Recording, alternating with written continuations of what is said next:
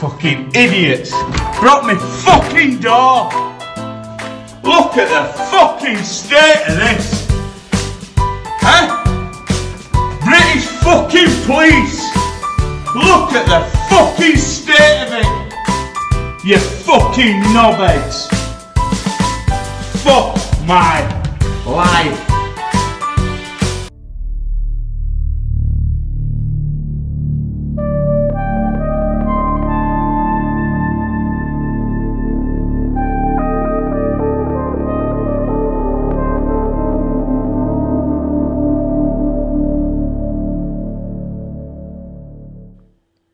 Hello again there folks. About a year ago I made a video on how the British public are manipulated and have their opinions formed by PR companies and ad agencies, at the behest of the government of course.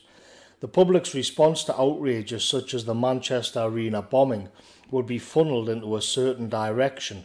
Anger, calls for revenge and harder political solutions would be drowned out by a pre-packaged narrative based on unity and togetherness. This is the template we've seen used again and again. Light a candle for, pray for, hate will not divide us. The British government seems to take the public reaction to these events at least as seriously as it takes the events themselves. There's a certain set of scenarios possible, even likely to happen in modern Britain. It's likely that someone will plan a terror attack on the London Underground at some point in the future. What are the potential ramifications of that? One of them is widespread anger at the group responsible. And so it makes sense that anger is preempted and replaced with a narrative that the establishment feels more at ease with. Together we are love, pray for whatever.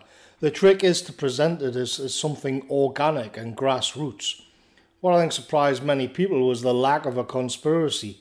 It isn't a secret, and these PR companies are right out in the open, usually run by hipster millennials with degrees in social media studies or whatever. They're a business, and their business is manipulation. But then again, that's exactly what any other ad agency or PR department does. That's their function. So when we look around us today in lockdown, do we see signs that we're being manipulated and that these companies are once again feeding a narrative to the masses to mould their thinking on the topics of the day?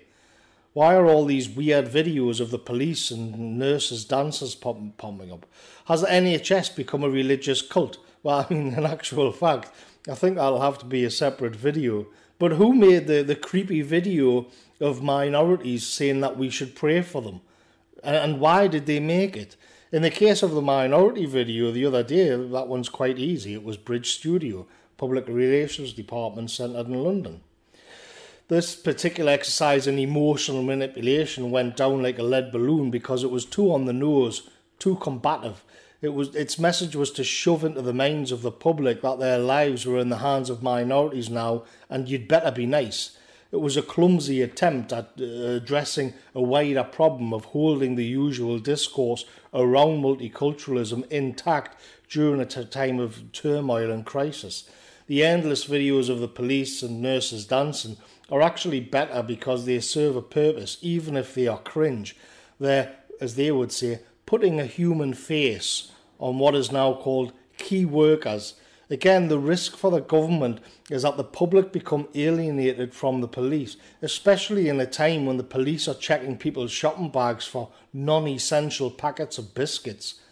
Don't worry about the cops questioning you on your evening dog walk. They're just the same cheeky chappies who you saw dancing and clowning around in that Facebook video.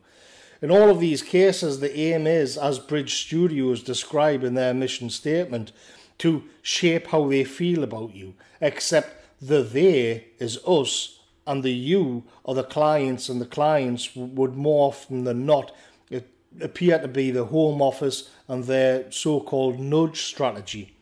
You may have seen some statistics on minority groups being overrepresented in the coronavirus patients. You need a bit of a nudge in the right direction if that's the case. The nudge is the soft power, and the soft power is propaganda. In Britain, we don't really have a ministry for propaganda. That's old and stale, and everyone would see through it. What we have is ad agencies and PR companies who've worked for multinationals and globalist institutions. The product they're selling is the government and its ideology. The public mood How the public think of or perceive an event or a set of circumstances has become just another commodity. Managing that mood has become a business model, and a pretty lucrative one as well, I would imagine.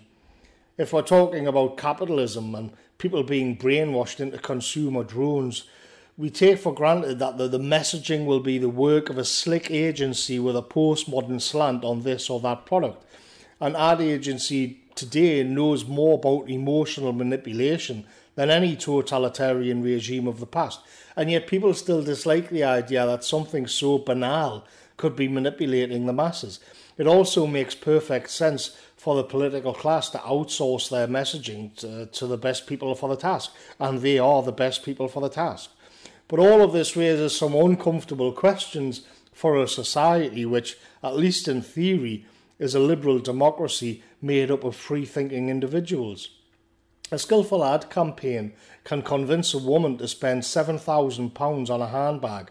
Does she really love that handbag, or was she convinced she loved it by a glossy presentation? Does she love the bag, or did she love the ad? Postmodern thinkers like Baudrillard pointed out that in effect the ad and the idea of the bag is the bag in a more fundamental way than the bag itself. What they're selling is the idea. The point that I wanted to make here, though, is how much agency does an individual have when they're being emotionally manipulated to the degree that the British masses are.